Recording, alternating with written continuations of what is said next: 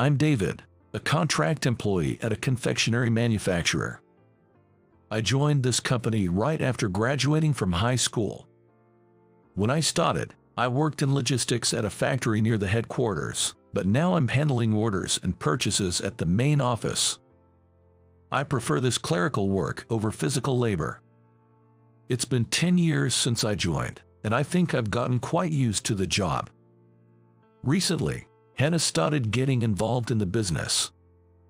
She's 4 years younger than me and is referred to as the boss daughter behind her back rather than by her real name.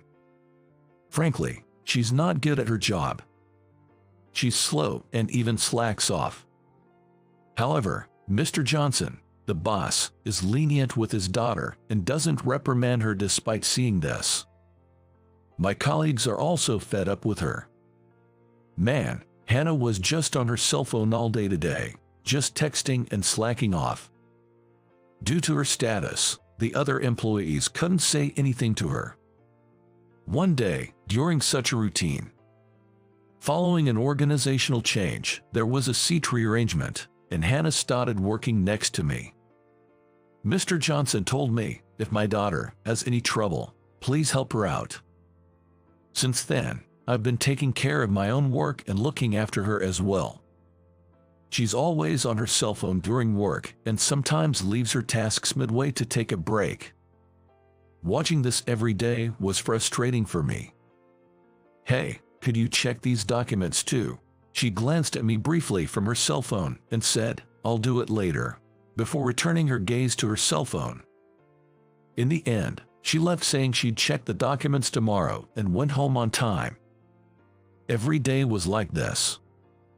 Because of her, I often had to work overtime. Seriously, I should have just done it myself from the beginning. I grumbled to myself in the empty office. The future looked bleak. A few weeks later, my anger finally erupted. While I was teaching her, she kept glancing at her cell phone, so I blurted out, "Don't take your job so lightly." She paused for a moment with an annoyed look, but I continued, "If you are going to work half-heartedly, it might be better if you quit. To be honest, you're a hindrance right now." "What's with that attitude?" she retorted, her eyes red, and she stormed off. Watching her leave, I immediately regretted speaking so harshly. The next day, she came to work with swollen eyes. She had obviously cried. It was my fault. As I was about to apologize, she said, "I'm sorry." I hadn't expected that. Seeing her like that, I felt bad for being harsh with my words. "I'm sorry for being too harsh. Let's both do our best starting today," I said, and Hannah smiled brightly. From that day on, she seemed like a changed person, engaging in her work and actively progressing tasks. "I'll do that," she offered. "We need to make quite a lot of copies, though." "That's fine. I'll do it." She willingly took on even the tedious tasks. Of course, there was no longer a cell phone on her desk. My colleagues were also surprised by her transformation. It was some time later when I overheard a rumor. I heard that Hannah was going to marry the son of a business partner. I thought, oh, is that so, but didn't pay much attention to it. After a while, Hannah rarely showed up at work.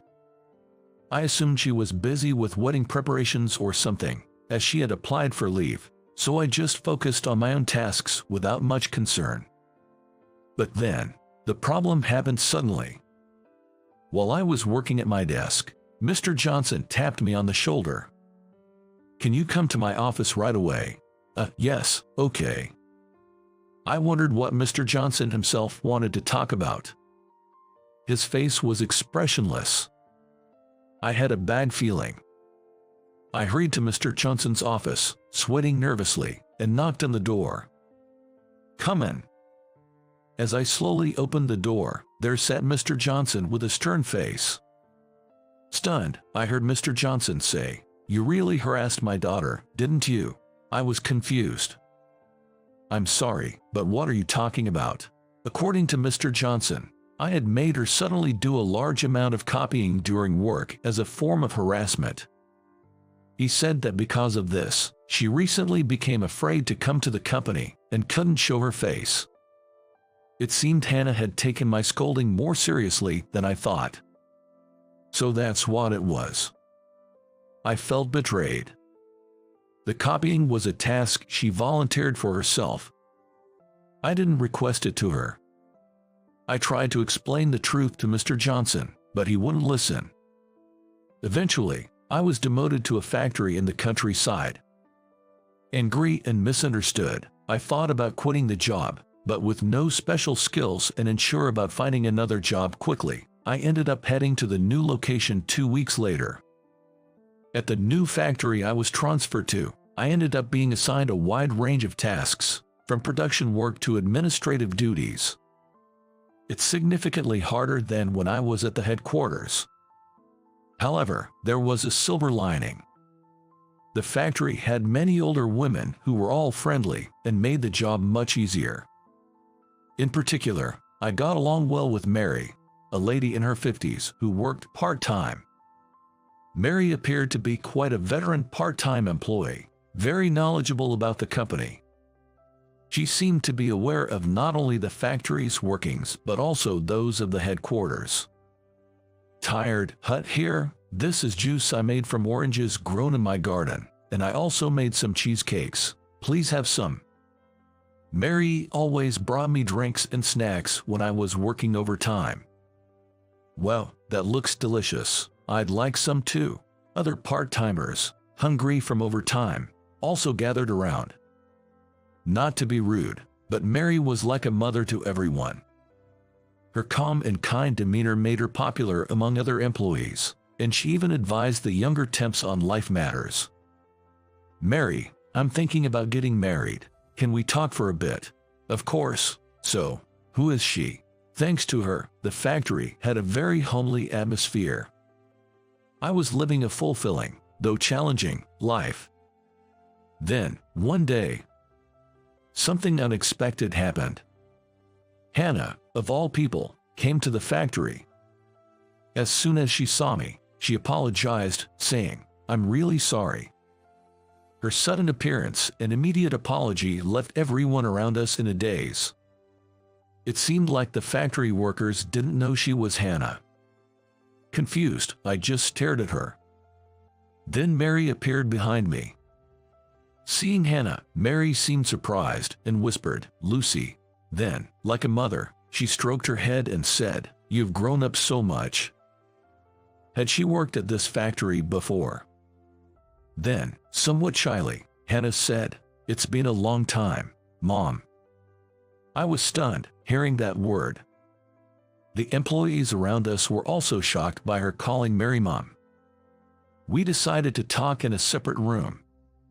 Hannah, with tears in her eyes, kept apologizing, saying, "I'm really, really sorry for the trouble I caused." Then Mary asked her, "What's going on? What happened?" Hannah began to explain bit by bit. She didn't hold a grudge for being scolded by me. In fact, she was grateful for the strict guidance. I had a sick rabbit at home, so I installed a camera in my room to watch it constantly. I was so worried that I kept looking at it even at work, and if anything seemed wrong, I'd immediately text the vet. That's why I couldn't focus on work. After being scolded, I realized I couldn't keep this up while everyone else was working hard, so I left my rabbit with the vet. That's what it was all about. Finally, I understood why she was always looking at her cell phone. Then, I told my dad that being scolded at work was a wake-up call for me, but somehow he misunderstood and thought I was harassed by being made to do lots of copying. Once he gets something in his head, he won't listen to anyone. And she came to apologize because she was shocked to find out I had been transferred to the factory after she took a leave to care for her rabbit's surgery. That's when Mary spoke up as if she had realized something. "I see. It looks like I'll have to talk to him myself," she murmured. It turned out, Mary and Mr. Johnson were once married. However, they had divorced about 10 years ago. Mary originally worked at the headquarters but moved to this factory after their divorce. Mary quickly contacted Mr. Johnson, and the next day he showed up at the factory. Looking awkward, he greeted Mary with a long time, "No see." Mary retorted, "You told me to leave the company and our daughter to you, but was it a mistake to trust you?" Mr. Johnson visibly shrank. It was my first time seeing him like this. Watching him, Mary said with exasperation, "You're still so stubborn and set in your ways." I then learned another shocking fact. Our company was originally managed by Mary as an executive. I joined after she had left her position, so I had no idea. Mary sighed, "You don't listen to your daughter or your employees. You can't run a company like that. You've always been like this, not listening to others." Mr. Johnson muttered, "Quiet down," unable to argue back. Finally, Mary asked, "If you plan to keep doing as you please, should I take over the company and Lucy, what will you do?" Mr. Johnson tearfully pleaded, "No, I'll do it."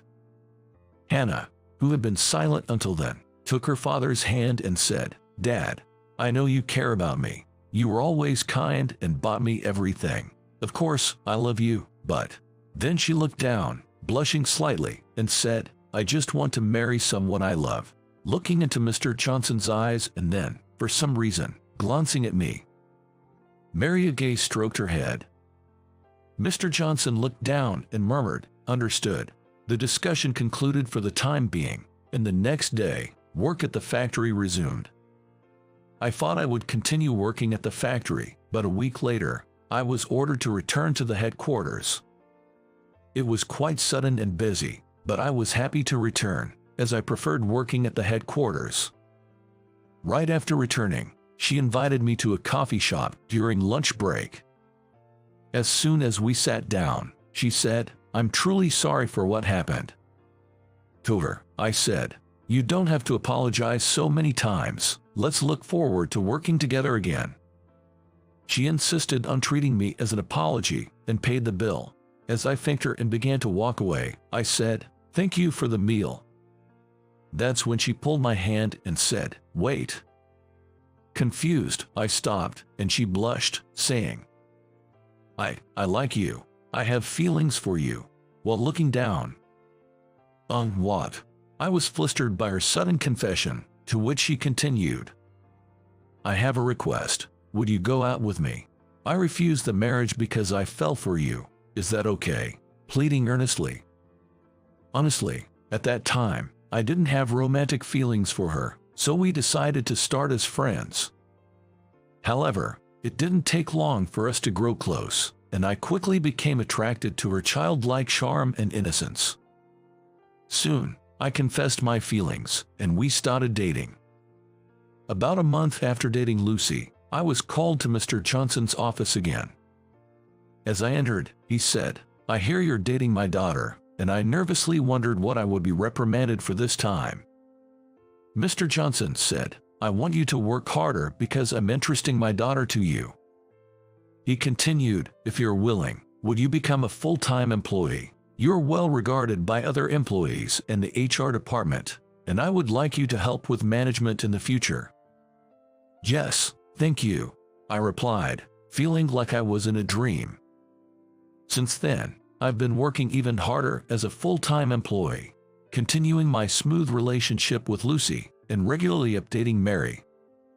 Mary, preferring the factory environment, continued working there as a part-timer.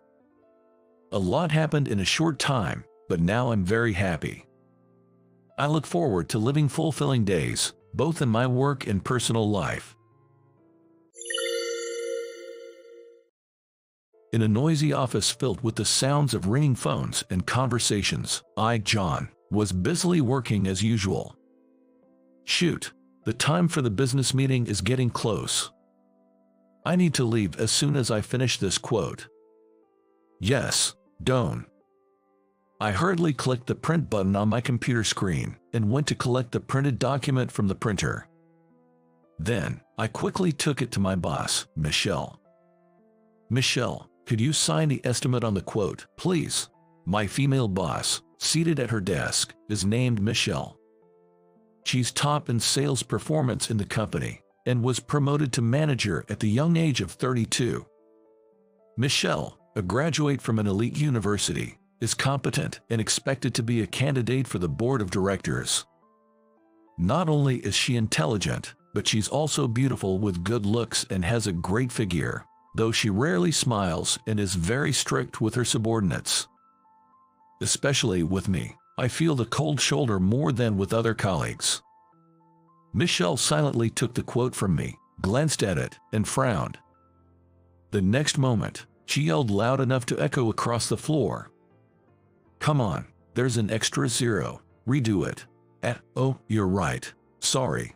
Really, at your age, making such a simple mistake, you're hopeless. That's why you're still a contract worker in your 40s. She said that with a look of disbelief and sighed. As a contract worker, you don't get bonuses, right? At this rate, you might never get married. I was even criticized about things unrelated to work. She's always like this. Ever since she found out I'm a middle school graduate, she's been looking down on me. I hated it, but I couldn't talk back to my boss, even though she's younger. So, I had no choice but to listen silently. The fact that I seem unlikely to get married is true. At 45, I've never had a girlfriend. With neither good looks nor money, I've led a life that's far from being popular. Michelle, beautiful and elite, could never understand this indescribable loneliness. While thinking about this, I bitterly corrected the quote and finally got Michelle to sign it, then headed to the client. The result of the business meeting I went to with such enthusiasm was not good. Sigh, what's wrong with me? I'm always like this. My sales performance is the lowest in the company, and it's a wonder I haven't been fired. As a contract worker, I'm always nervous about losing my job. Not being a permanent employee at this age is probably due to my educational background. Maybe I should have pursued a career as a craftsman. I reflect on my life with regret. I could perhaps become a permanent employee at a small business, but working for a small, unstable company seems riskier than being a contract worker at a large corporation. In this world, I'm grateful just to have a job. When I returned to the office from the business meeting, it was already past regular working hours and most of the employees had left. I went back to my desk and started working on the report for the day. After that, I prepared the quote and materials for tomorrow's meeting and shut down my computer. It was already past 10 p.m. Here I am, late again. As I gathered my things and left the office, the stars were shining in the sky. Today is Friday, the eve of the weekend. I thought about going somewhere to eat and drink alone, as it would just be lonely going home, so I headed to the downtown area. Walking down the street lined with bars and pubs, I passed groups of college students, groups of office workers, and many couples. I'm so envious. I wish I had a partner too. Even with a small salary and being belittled by my boss, just being with a partner would surely be healing. But unfortunately, I don't have such a person in my life. Not even friends to go out drinking with. Sigh. With a heavy sigh, I entered a nearby pub alone. "Welcome, are you dining alone?" "Yes, alone." "Please take a seat at the counter." I was led to the counter and ordered a small drink set for one, a draft beer and a few other snacks. Perhaps because it's Friday night, the pub was full of groups of office workers, all chatting and complaining about work. I drank my beer while watching them from the corner of my eye. Drinking alone, with no one to complain about work to, is just boring. After drinking for about an hour, I left the place. Across the street, pink neon lights were shining. I saw a couple walking arm in arm. Feeling envious, I glanced at them and recognized the woman. Isn't that? It was my boss, Michelle. The man with her was probably in his 60s, with gray hair. Could he be Michelle's partner? Such an age difference, I wondered. That's when it happened. Let go of me. Michelle's voice sounded distressed. What's the harm? You're not some young girl. No need to play hard to get. The man was forcibly holding her shoulder, trying to pull her into a nearby store. Stop it, please. She was struggling to shake off his grip. I instinctively approached them and grabbed the man's arm. Stop it. Can't you see she's uncomfortable? Who are you? Mind your own business. The man glared at me. His face was red and he smelled like alcohol. It's my business. I'm her subordinate. A subordinate? Huh? A guy your age working under a woman like her? Huh? How does it feel being bossed around by a younger woman? The man leaned close to my face, smirking. We're not talking about that right now. Let her go or I'll call the cops. I raised my voice, and people passing by started to gather around, watching from a distance. Noticing them, the man clicked his tongue. Humph. Just kidding. Who'd take an older woman like you seriously? The man, grumbling in defeat and ignoring his own age, left the scene. Michelle, are you okay? When I asked, Michelle came staggering over, her hand trembling as she tightly grasped the sleeve of my suit. John, thank you, she said in a faint voice. I'm really grateful for your help. I was just coming back from a reunion when this stranger suddenly started bothering me. It was scary. The usual strict and assertive Michelle seemed so fragile today. Then she said, if it's all right with you, can I buy you a drink as a thank you? Her offer surprised me. Why would she, who usually finds something to criticize about me, invite me out for drinks? What's gotten into her? I really don't need a thank you, but she insisted. I won't feel right if I don't. Don't be shy, let's go, and grabbed my arm with both hands, pulling me along. Despite her usual forceful manner, I couldn't help feeling a rush from the sudden closeness. Surely, I couldn't be attracted to such a difficult boss, no matter how beautiful she is. I chided myself inwardly and chuckled at my own thoughts. Then, led by her, I found myself in a small bar. Order whatever you like, she said, and I ordered a bourbon on the rocks. She chose a cocktail. I was just in the mood for more drinks. I feel like I need more alcohol tonight. She smiled slightly, and I asked her, did something happen at the reunion? Nothing major, really. She showed a faintly pained expression, her eyes looking off into the distance. I stayed silent, and she continued. The guy I dated in high school, I found out he's married now. She said this almost like a whisper, then sighed deeply. Do you still have feelings for him, Michelle? I guess. I've always loved him, even after we broke up. You know how it is, right? Your first great love always stays with you somewhere in your heart. She took her cocktail glass and gulped it down. But Michelle, you seem like you'd be popular. Aren't there plenty of good men around? When I asked, she gave a bitter smile. Please, it's not like that. There's no way. I don't meet anyone, and even when I do, they all leave soon. Why's that? I wondered internally if maybe the men realize her difficult personality and leave because of it. But it turned out to be something else. Actually, I'm taking care of my mother at home. I put her in daycare while I'm at work, and I take care of her all night, so I can't go out. I don't have time for dates. She continued. Her mother was diagnosed with early onset Alzheimer's the year she got my job. Her father and grandparents had already passed away when she was young, so she's been working and caring for her alone. Any romantic prospects end quickly because she can go on dates due to caregiving.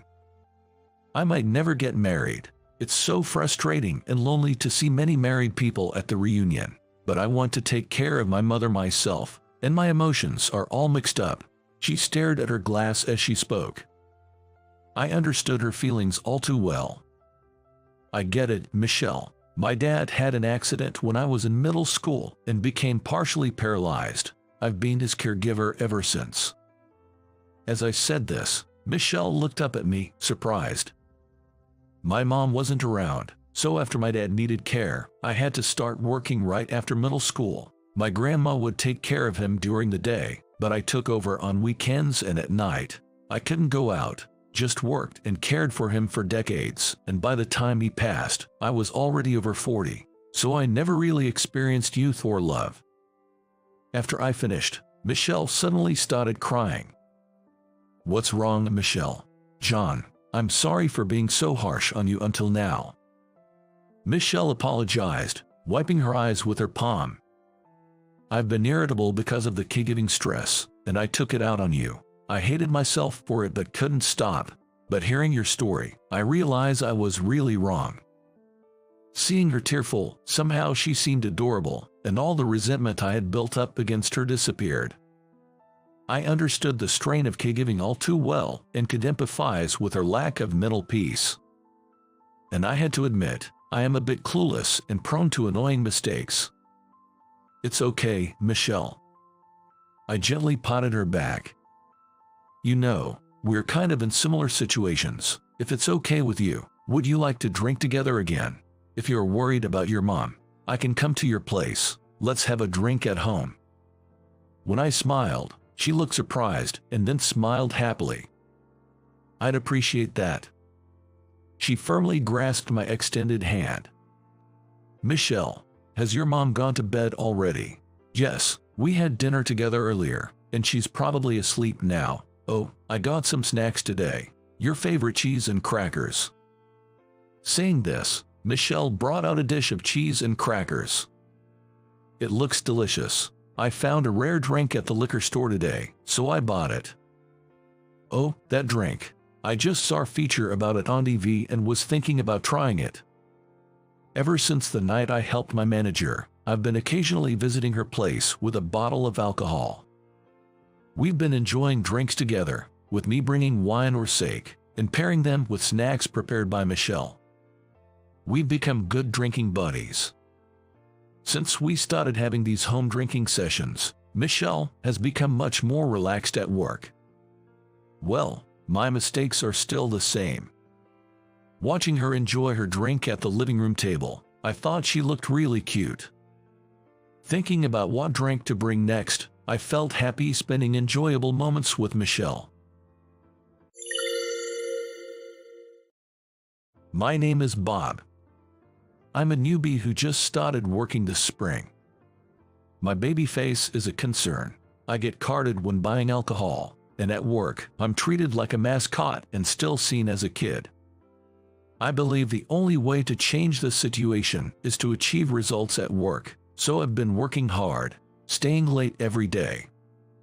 This small company of about 10 employees was founded by the president, who worked tirelessly to build it up, mainly focusing on internet sales.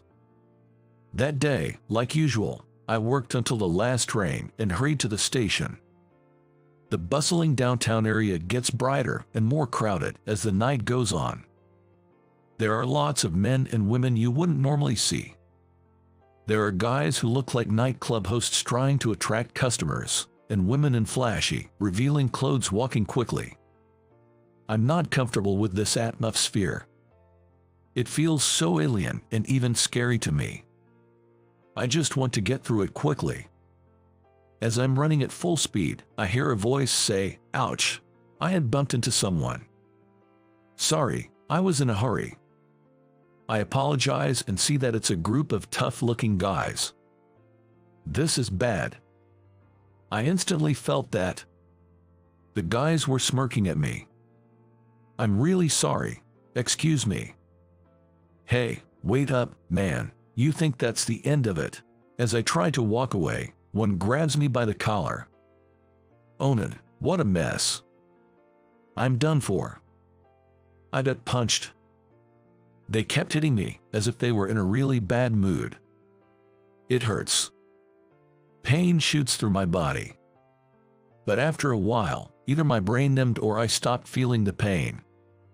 "Police, over here, they're fighting."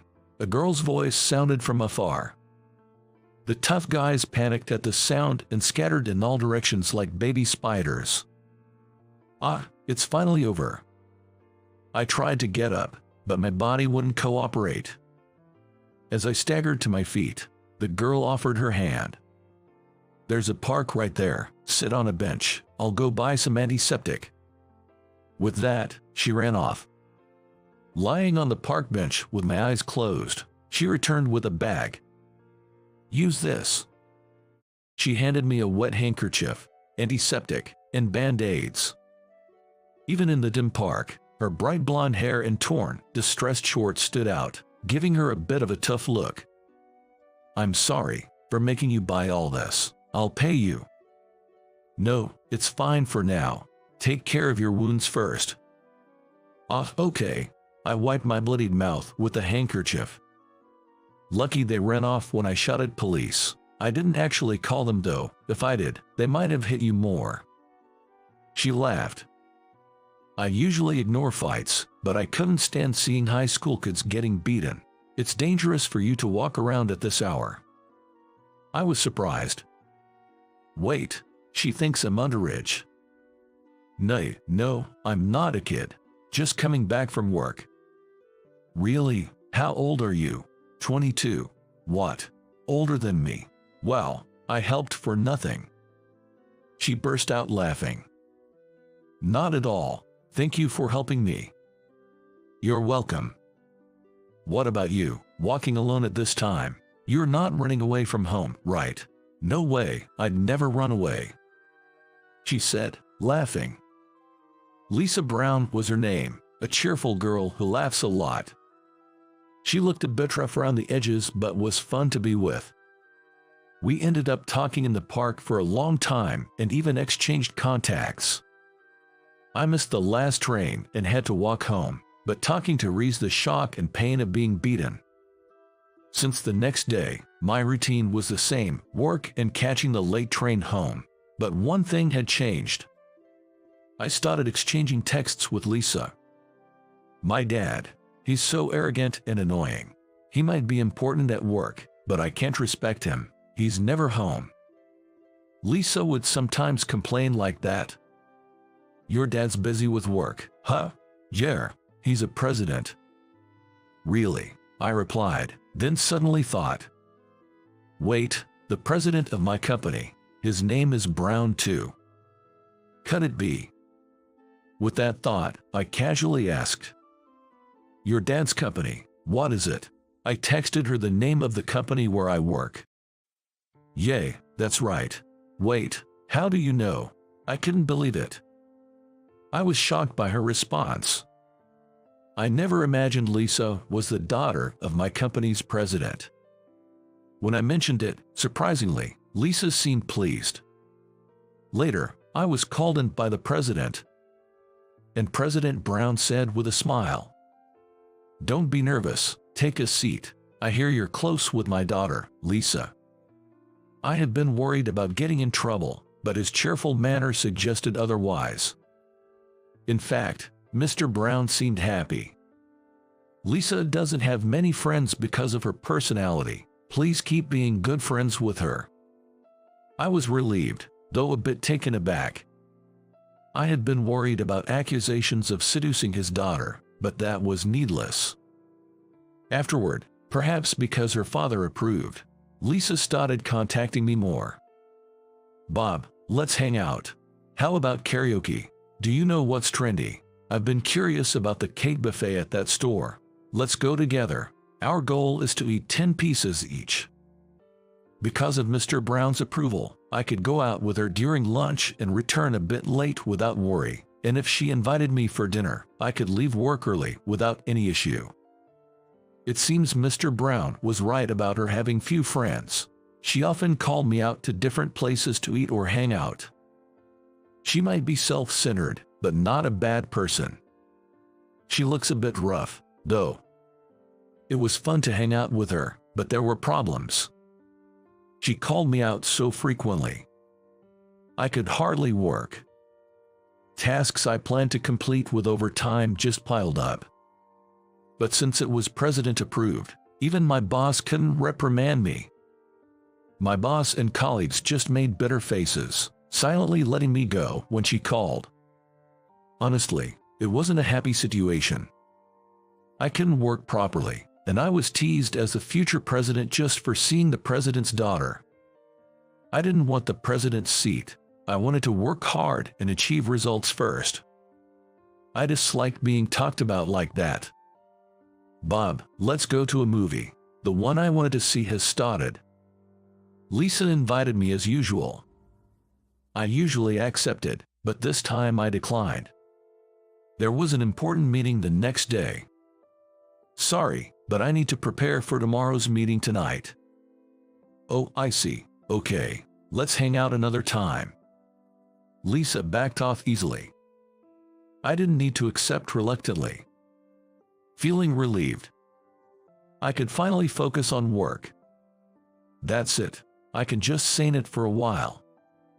I declined her invitations the next day and the day after, citing work. When I started on the accumulated work, I was alarmed by how much there was. I need to hurry. Before I knew it, I had declined her invitations for a week straight. Then, the following week, Mr. Brown suddenly called me in. "Bob, it seems you're avoiding my daughter. Your attitude is too blatant. Quite a terrible thing to do." Well, it's fine. From tomorrow, you'll work in the warehouse, so you don't need to come to this main office." What? I was caught off guard by the sudden news. I remembered what the office lady had said before. When the company wants to let an employee go, they make conditions tough so they'll quit on their own. And there were rumors that the warehouse was exactly that kind of place. Why? Why is this happening all of a sudden? Come to think of it, I hadn't heard from Lisa since I started turning down her invitations. I didn't pay attention to it because I was busy with work, but if you don't want to hang out, I don't need it. Is that what you mean? Probably. She told her father to send me to the warehouse. When I realized that, anger welled up inside me. What a selfish way to behave. Mixing business with personal issues, no less. But then, I started to think that working in this warehouse might actually be better than those days when I couldn't focus on work because of Lisa. I decided to make the best of my new job. Maybe a few weeks passed. I was working comfortably. The shipping and management tasks in the warehouse, finding ways to improve and increase efficiency, I found a certain satisfaction in these. No matter the situation, changing my perspective helped me find motivation in my work. It's all about attitude. Then, one day, I received a text from Lisa for the first in a long time. She didn't contact me since I had declined her movie invitation, and I didn't contact her either. What could she possibly want now? Thinking this, I opened the text and was speechless. "Help me." That was all Lisa's text said. What does she mean? Thinking it was some kind of prank, I simply replied, "What's wrong?" But even after 1-2 hours, there was no reply from her. Maybe I'll try calling her during lunch break. Just as I was thinking this, Mr. Brown suddenly came into the office. "Bob, are you here?" "Mr. Brown, what's going on?" "Bob, help Lisa." Mr. Brown looked pale as he handed me his smartphone. There was an email on the screen with an attached image. "Lisa, she's been kidnapped." She looked like she was about to cry, but there seemed to be no injuries. The text read, "We'll contact again." What's this about? Lisa apparently left home after a heated argument with her father, Mr. Brown. It seems the argument started over my being transferred to warehouse duties. The heated exchange led Lisa to storm out of the house. A few hours later, Mr. Brown received a text. "I've been told not to call the cops. It might be wrong to ask you, but please help Lisa. I'm begging you." Mr. Brown, with tears in his eyes, begged me. The text from Lisa read, "Help me.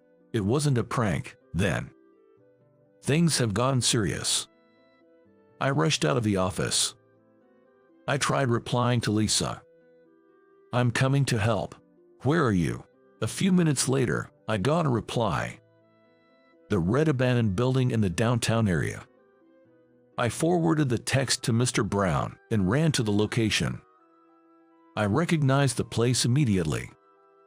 I always passed that building on my way to the main office. Lisa, I burst through the door. Inside, several rough-looking men and Lisa, seated on a chair, were present. The men approached with angry faces. What do you want? You looking for trouble, huh? I had rushed in without any weapon. I had no plan of action. This is bad. I'm going to get beaten up. The men approached menacingly, and I felt fear. I wanted to run. But if I ran, Lisa would be left behind. A desperate situation. Just as I closed my eyes, accepting my fate, I heard police sirens outside. The sound stopped right in front of the building. To our surprise, police officers burst in. Freeze! Give up! The men were quickly subdued. Lisa and I were rescued in no time. The police are incredible. It was Mr. Brown who called the police. My forwarded text helped him inform the police of the exact location. Mr. Brown tearfully embraced Lisa. Then, he deeply apologized to me. The next day, it was revealed that the whole incident was a staged kidnapping by Lisa. What the heck? Lisa wanted to trouble Mr. Brown for sending me to the warehouse. I thought it was because I kept refusing your invitations that Lisa told Mr. Brown to punish me. No way, I didn't say anything to Dad. I just told him we hadn't met recently because you were busy, and he misunderstood it. He got mad thinking it was wrong to avoid his daughter, resulting in the warehouse transfer. I didn't know about it and argued with him over such a cruel act. Sorry, I just wanted to teach Dad a little lesson. It seems Lisa was inwardly panicking as her father, not I, was supposed to come to the scene. On reflection, it was odd that she could text while being kidnapped. I couldn't think that far at the time. But well, since Dad begged you, Bob, with tears, I'll forgive him. Lisa casually brushed off the incident, but I couldn't help thinking it was a serious matter, relieved that it wasn't a real kidnapping. Lisa had to explain everything to the police and apparently got a good warning. Mr. Brown also offered a formal apology. He admitted to acting childishly out of love for his daughter and for his selfish misunderstanding, deeply apologized. He even suggested I return to my original department. But I declined. I was starting to find the warehouse work interesting and was happy about the transfer. Lisa apologized for repeatedly inviting me without considering my circumstances. It's okay to say no when you can't. I'd be happy if you'd hang out with me again, though, she said modestly. Of course, that was okay. I had fun when we hung out. Actually, Bob, I have something to discuss with you. What is it? Would you consider becoming the next president and, eventually, Lisa's husband? What? Hey, what are you saying? Lisa blushed and got angry at her father's sudden proposal. I smiled and said, I'll pass on becoming the next president. I'm not cut out for that, but I'd like to start as friends with Lisa, just as equals, not as the president's daughter or your employee. That would make me happy. Both Lisa and Mr. Brown laughed and said, we'd appreciate that. Thus, my eventful saga came to a close, marking the beginning of a new chapter. Tomorrow looks to be a busy day. Both my professional and personal life seem promising. Someday, I want to confidently see Mr. Brown. By then, I might even be regarded as more mature by those around me. You look like a mess at the bottom, haha. Emma said that, and, while I was still on duty, she poured the can of beer she had onto my head and laughed loudly. My name is John. My parents divorced when I was just beginning to understand things, and I was taken in by my mother, growing up in a single-parent household. I still don't know the reason for their divorce. I just vividly remember my mother crying on the night my father left. So, I never thought to ask about the cause of the divorce. Being in a single-parent household meant that my mother had to earn the amount that a father in a typical family would bring home all by herself. My mother worked multiple part-time jobs, tirelessly providing for me to have a comfortable life from morning till night. Seeing my mother's efforts, even though I was young, I felt that I couldn't waste her hard work. I diligently focused on my studies, even if it meant sacrificing things I wanted. I secretly wished to play soccer, but I feared it would affect my academics, so I never joined the club. Looking back, I realized that we didn't have the financial means to afford soccer gear like spikes or uniforms, so not joining was the right decision. I didn't buy reference books or attend supplemental classes like the other kids around me, but thanks to my natural intelligence and exceptional memory, I consistently ranked at the top of my class throughout my 6 years of elementary school. However, my mother, despite juggling multiple part-time jobs, never became a contract employee or received promotions or bonuses. Our life never improved. So, even as I entered junior high school, our family remained poor. In elementary school, I wore tattered clothes because we had no school uniforms. By the time I reached the upper grades, my classmates and teachers had figured out that I was from a poor family. Fortunately, in junior high school, most students wore school uniforms and carried designated school bags, which spared me from being singled out as poor in public. One day, during my second year of junior high, as the end of middle school approached, Emma, the most popular girl not only in our class but in the entire grade, approached me and said, "You're John, right?" Well, yes. Since I attended a different elementary school in a different district, I struggled to fit in from the beginning and had no friends, spending my time focused on my studies. At that time, of all people, I was approached by the popular girl, Emma, so I couldn't hide my nervousness. Whether she noticed my state or not, Emma continued without any concern. "John, how much do you usually study?"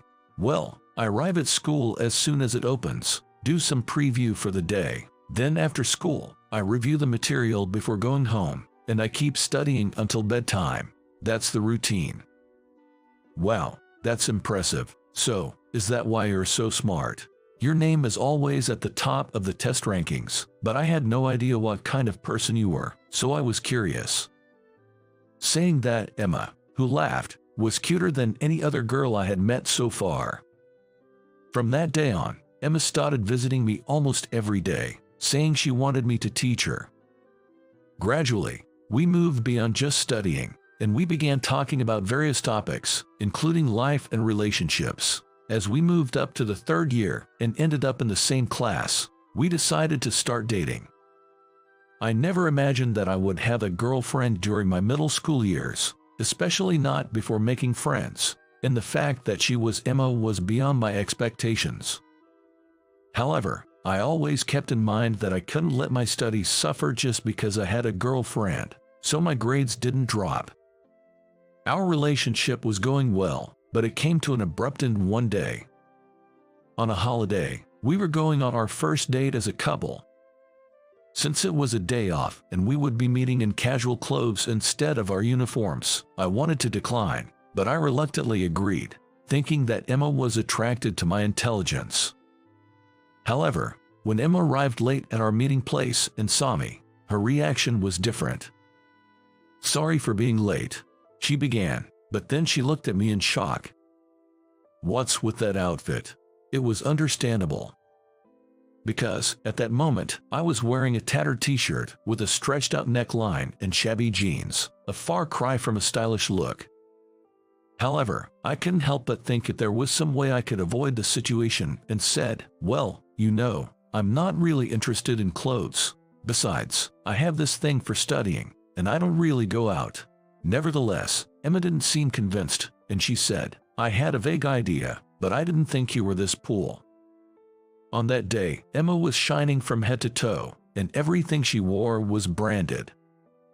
Come to think of it, Emma's family was wealthy, and she was what you'd call a CEO's daughter, I recalled. Recognizing how shabby my own appearance was in comparison, I was overwhelmed by embarrassment. I can imagine walking next to a guy like this. I'm sorry, but I can't date you anymore. Goodbye. With those words, Emma walked away, and we broke up. Life at school after that was hell. Thanks to Emma, who was at the top of the social hierarchy, my family's poverty was exposed to the entire grade. But that wasn't the worst part. With Emma targeting me as her enemy, people around her began to follow suit, mocking me and eventually subjecting me to considerable harassment and exclusion. According to Emma, it was payback for her humiliation. By looking down on me, the top student in the grade, she aimed to elevate herself and maintain her own status. However, I found it terrifying how her act of revenge escalated to involve the entire grade. The harassment I endured was relentless and took various forms, such as Emma opening windows wide, saying, "The air gets bad when John is around," hiding my textbooks and indoor shoes, and mocking me with comments like, did you lose them? Well, just buy new ones. Oh, it's sorry, my bad. You can't afford it, can you?" The list of harassment was endless. And it continued until graduation. Despite the challenging circumstances, the reason I kept going to school without giving up was my determination not to waste my mother's efforts. So, I focused even more on my studies, determined to protect my position as the top student, and I maintained that position by a wide margin. So, with that in mind, I occasionally gave myself a pep talk to overcome my fears and somehow managed to graduate. After graduation, while I did have the desire to go to high school and continue my studies, I thought that pushing my mother any further would eventually take a toll on her health. So, I abandoned my desire to study and decided to work as an employee at a hotel. My workplace was a well-known luxury hotel, and thanks to my mother's connection with the hotel's president, I was given the opportunity to work there, despite having only completed middle school. Mr. Smith, the CEO, was an exceptionally capable individual who not only managed this hotel, but also several others. Furthermore, he was incredibly strict. This wasn't because I was still a child with only a middle school education. It was Mr. Smith's management philosophy and the key to his success, as the senior employees explained. So, no matter how much I was scolded, I continued to work without getting discouraged. Being a luxury hotel, there was a lot to learn, especially regarding guest etiquette. However, with everything drilled into me, I gradually stopped receiving scoldings. "John sure has a good memory, right, Mr. Smith? If he couldn't handle this much, he wouldn't even be worth considering." No matter how much I grew, Mr. Smith never once praised me. However, I remained determined to redirect the passion I had devoted to my studies into my work and dedicated my entire life to it.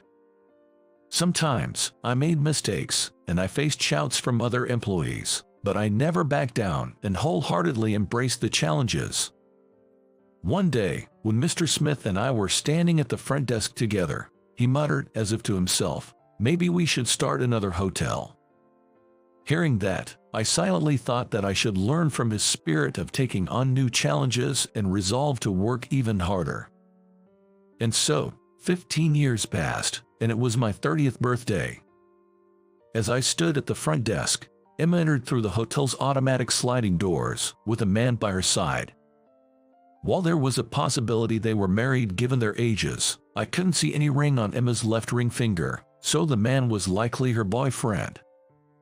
As Emma approached, my heart raced, and my forehead broke into a sweat. Finally, they reached me. "Hey, isn't that John?" "Oh, Emma, it's been a while. I can't believe you're working here, you, who was so poor and only had a middle school education." With those words, just like in the past, Emma mocked me and then boasted about her boyfriend, who was an elite employee at a large company and had an annual income of $200,000 as they checked in. Although I had to carry the guest luggage to their room, I did so reluctantly, without showing any emotion on my face. I endured a stream of insults on the way but pretended not to care. Meeting Emma and being reminded of my unpleasant past on my birthday was truly disheartening. Even though I was at work, I couldn't help but feel a little down, and my concentration wavered. Several hours later, during my break, Mr. Smith came into the break room and said he wanted to talk. After the break, when I returned to work, Emma appeared in the lobby again. Blushing and with slightly unsteady steps, it was clear that she had been drinking somewhere. That is typical Emma. I knew that dealing with her would be even more troublesome if she got drunk. Sitting heavily on the sofa in the lobby, Emma, holding a can of beer in her right hand, took a swig and then, upon spotting me, started to meddle as usual. "So, I wanted to ask, how long have you been working here?" "Since right after middle school." "Huh, that explains why nobody talks about you. I was actually looking forward to gossiping about you and your family in high school." "Haha, stop it." All I could muster was a dry smile in response. I didn't want to chat too much since I was on duty, and even though I knew her, I wished she would just go away. Still, Emma seemed intent on venting her frustration that had been pent up for 15 years, and she didn't let the conversation drop. If I had known a lowlife like you worked here, I wouldn't have stayed. This is the worst. Why are you at the front desk? You're more suited to be a cleaning staff." I thought Emma wouldn't stop even if other guests came, so I left the front desk and approached her. "Please keep your voice down. There are other guests around." "What? Why should I listen to you?" The next moment, Emma stood up and, saying "You don't deserve to wear such a nice uniform," poured her half-finished beer over my head. "There you go. A ragged look suits the likes of you." Emma laughed loudly. She looked just like a witch. Seeing this, other employees hurried over to me. But I stopped them. "I'm fine." "But you're soaking wet." "Yeah, I'll go change real quick." I glanced at Emma, saying "You've had too much to drink," and left. After changing, I returned to the front desk, and Emma was still sitting on the sofa. That's when her boyfriend came in, excitedly saying, "There's an awesome car parked outside. It's black and looks really slick. Must be custom made." "Really? I won't be surprised unless it's a luxury car. My dad has tons of them." They bantered, looking outside through the automatic doors. Then, several men in suits got out of the luxury car. Their suits looked so expensive that I thought some VIP must be staying here, and watched them enter. However, the group in suits headed straight for the front desk. Stopping in front of me, among the 3 employees, they said, "Mr. President, John, we've come to pick you up." Huh? I was initially bewildered, unable to grasp the situation. But there was no one behind me. So, it seemed the words were directed at me. Then Emma came from behind, saying, "What?